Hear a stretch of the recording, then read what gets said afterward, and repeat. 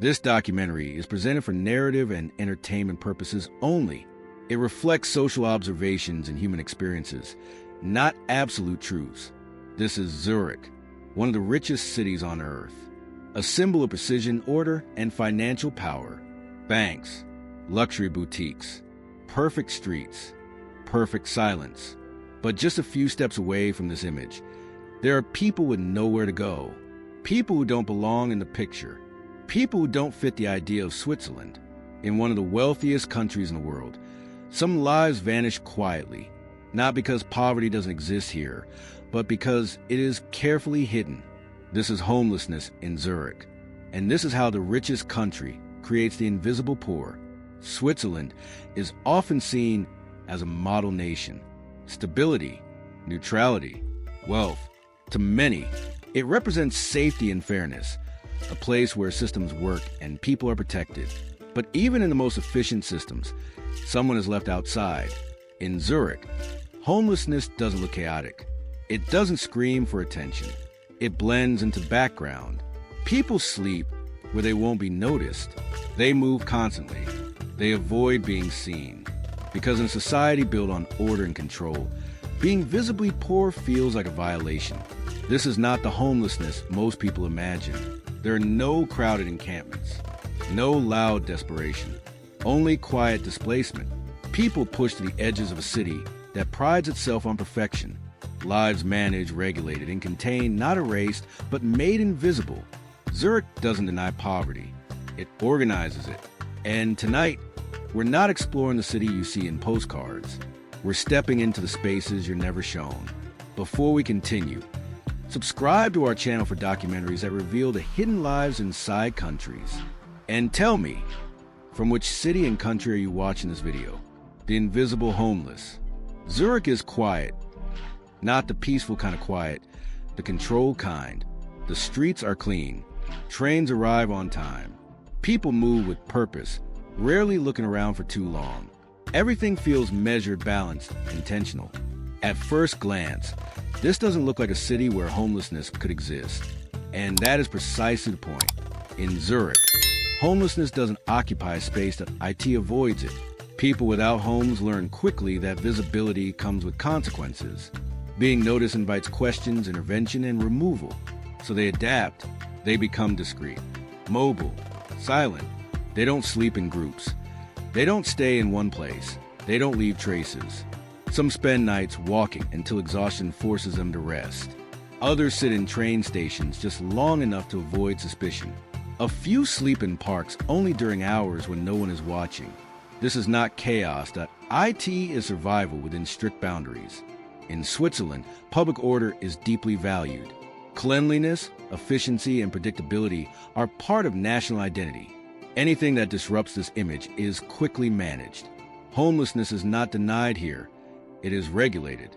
People are allowed to exist, but only under specific conditions, certain areas, certain times, certain behaviors. The goal is not to solve homelessness, but to prevent it from becoming visible. As a result, those without homes become experts in invisibility. They know which neighborhoods tolerate quiet presence, which benches are monitored, which public bathrooms stay open overnight, which train lines are safer to ride until morning. Their lives revolve around avoidance. Many of them once lived ordinary lives, jobs, apartments, routines, a divorce and illness, not a job loss. In a country with high living costs, falling even slightly behind can have severe consequences. Rent doesn't wait. Deposits are high. Support systems are efficient, but conditional. Miss one requirement, and doors begin to close. And once you are outside the system, re-entering becomes difficult. Shame plays a powerful role. Switzerland values independence. Needing help feels like personal failure. Some people avoid shelters not because they don't need them, but because they don't want to be seen as dependent. So they stay outside, not dramatically. Quietly, they blend into the city's rhythm, moving just enough to avoid disruption. And because they don't disturb the order, they remain unseen. Zurich continues to look perfect. Control, order, and silent exclusion. Switzerland is famous for its systems. Healthcare works. Transportation works. Institutions function. And because of that, there's a widespread belief that no one truly falls through cracks. But cracks exist, they are simply narrow. In Zurich, help is available, but it comes with structure, rules, schedules, evaluations. Support is efficient, but impersonal. It expects people to fit back into the system quickly. For some, that works. For others, it doesn't. Mental health struggles, addiction, trauma, and chronic illness don't follow timetables. They don't respond well to strict expectations. And when someone fails to meet those expectations, the system moves on. Not cruelly, neutrally.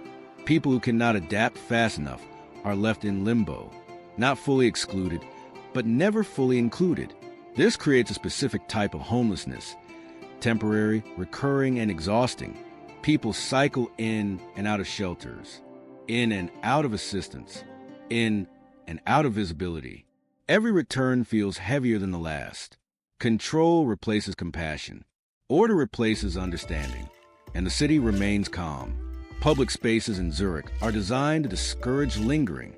Benches are uncomfortable. Lighting is bright. Surveillance is subtle but constant. There are no visible slums because the environment itself prevents them from forming. This is not accidental. Urban design becomes a form of policy. The message is clear. You may exist, but do not stay. For tourists, this creates an illusion of absence. They walk through Zurich and assume homelessness is rare or non-existent. The city feels safe, clean, fair, but safety here is maintained through quiet exclusion.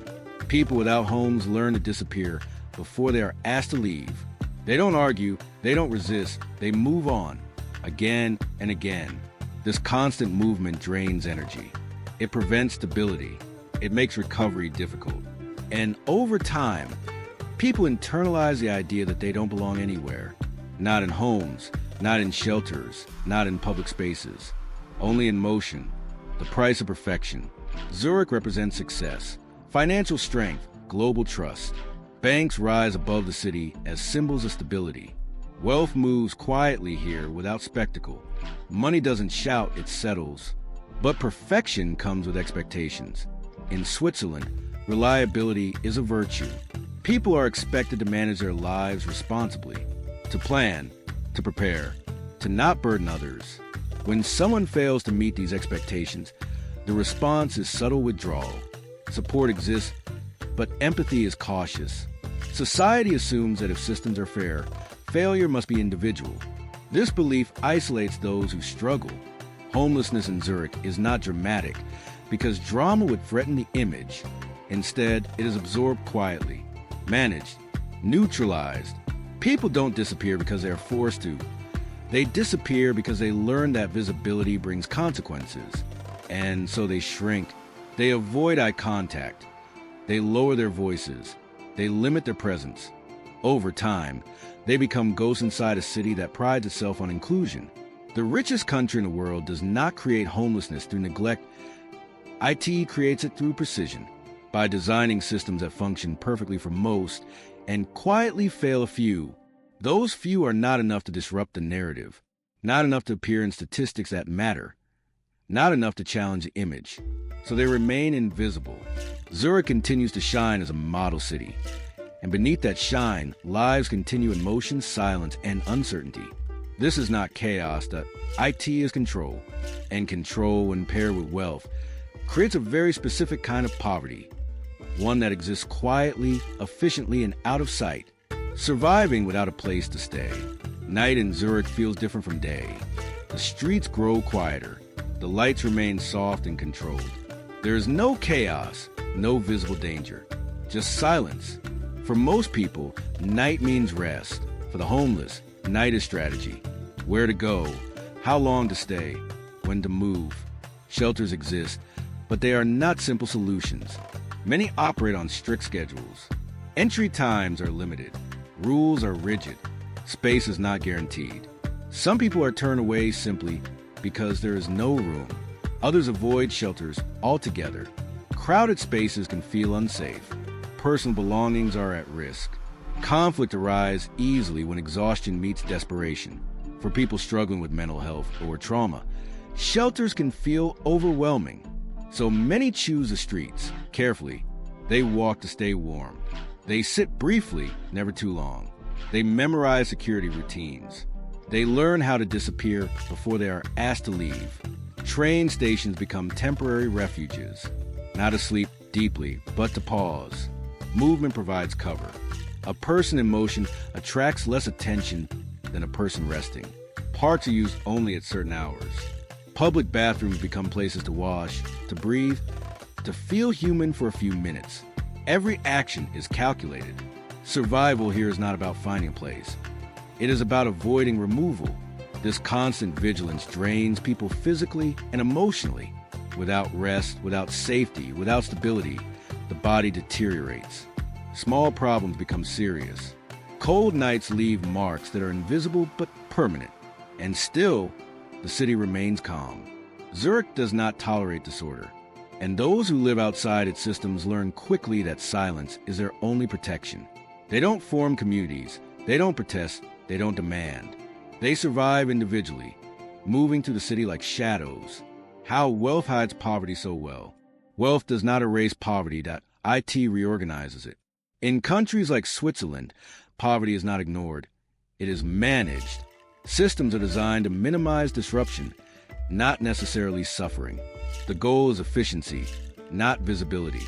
When homelessness appears, it is addressed quietly, not with confrontation, but with redirection. Move along. Not here. Not now. This creates the illusion that poverty is rare. Tourists walk through Zurich and assume that if they don't see suffering, it must not exist. Clean streets become proof of fairness. Order becomes evidence of justice. But absence of visibility is not absence of pain. Wealth allows societies to hide their failures more effectively. It provides infrastructure that absorbs discomfort. It creates systems that work well enough to silence problems rather than solve them. People who fall outside these systems are not considered victims.